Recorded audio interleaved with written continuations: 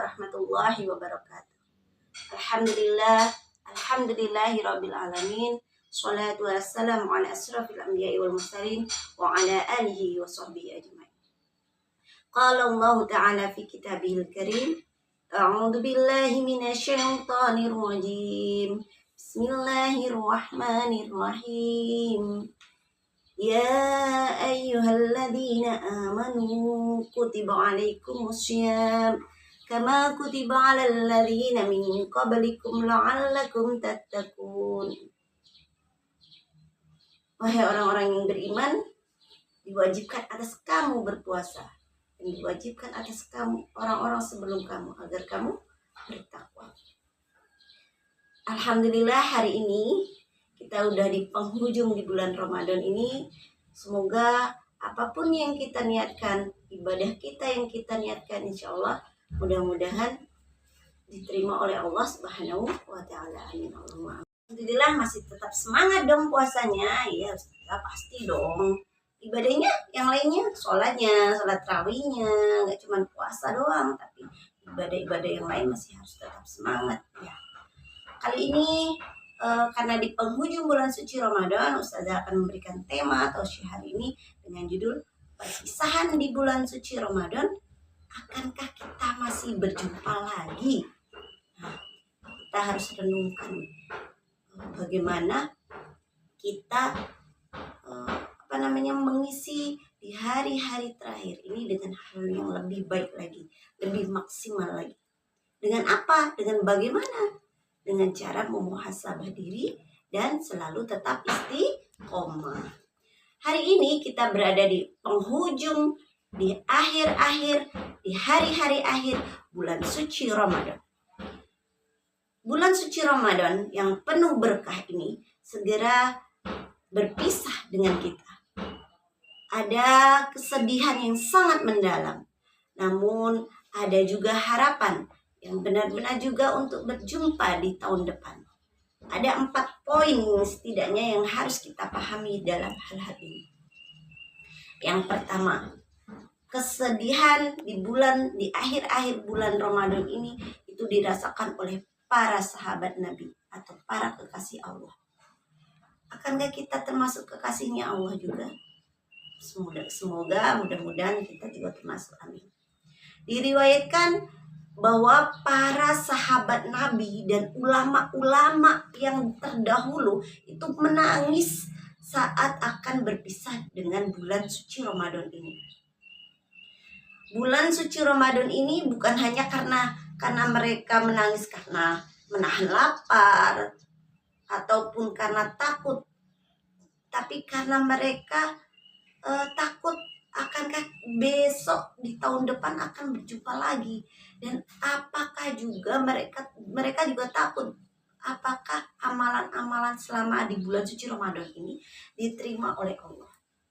Dan khawatir juga, mereka sangat-sangat khawatir yang pastinya akankah tahun depan akan berjumpa lagi. Terus yang kedua, poin yang kedua adalah memuhasabah diri dan mengevaluasi diri kita sendiri.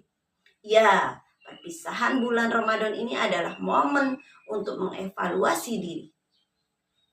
Sudahkah puasa kita ini benar-benar meningkatkan iman dan takwa kita?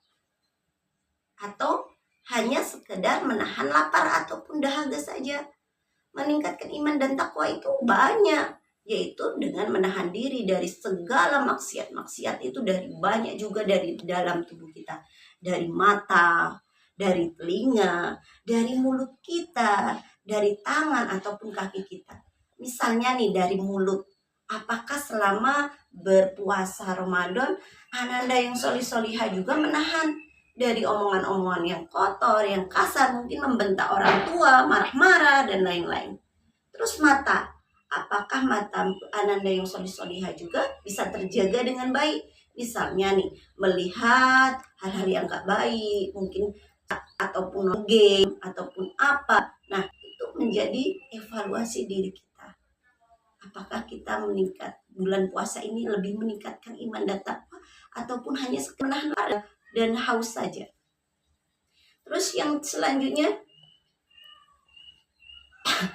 Apakah tarawih kita juga itu hanya sekedar rutinitas saja, rutinitas ikut-ikutan karena sholat tarawih, karena rutinitas di bulan suci Ramadan ada sholat tarawih, ataupun malah lebih menjadikan kita lebih istiqomah lagi untuk menjalankan ibadah sunnah di bulan suci Ramadan.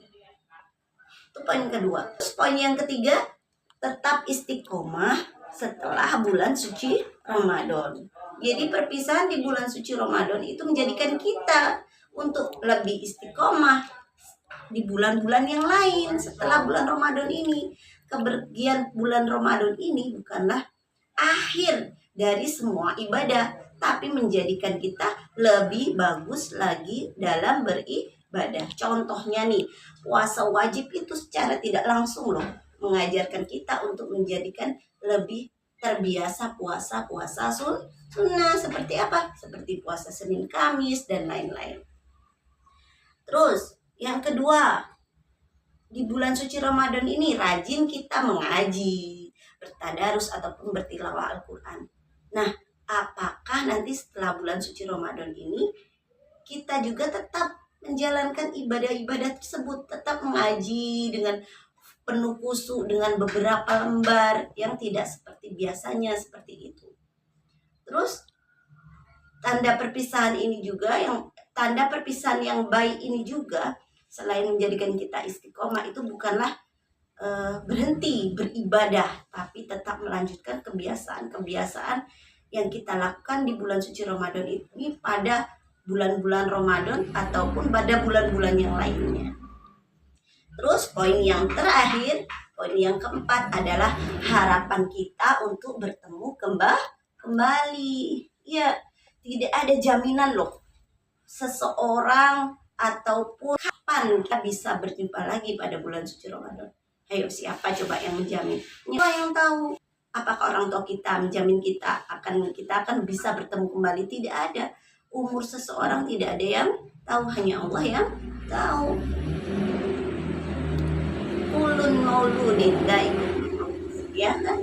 Jadi setiap yang bernyawa pasti akan mengalami kematian. Innalillahi wa inna ilaihi raji'un. Sesungguhnya kita semua ini akan dikembalikan juga kepada Allah karena kita adalah milik Allah dan akan kembali juga kepada Allah. Oleh karena itu, yuk sama-sama anak-anak yang soleh-solehah manfaatkan hari-hari terakhir ini dengan lebih maksimal lagi dalam beribadah. Perbanyak doa agar kita diampuni segala dosa-dosa kita selama ini, tahun kemarin, tahun sebelumnya, dan kalau bisa lebih baik lagi, dan yang pastinya bertekad untuk menjadi pribadi yang lebih bertakwa.